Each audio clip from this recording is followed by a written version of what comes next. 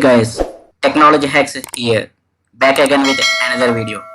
In my previous video, we will learn how to use multiple tools at a time using lazy script.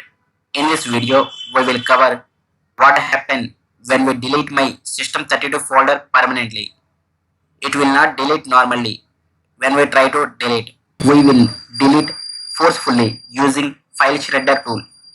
In this video, I will show you clearly. Watch the video carefully and please share and subscribe my channel for more interesting videos. If you have any doubts, comment me below.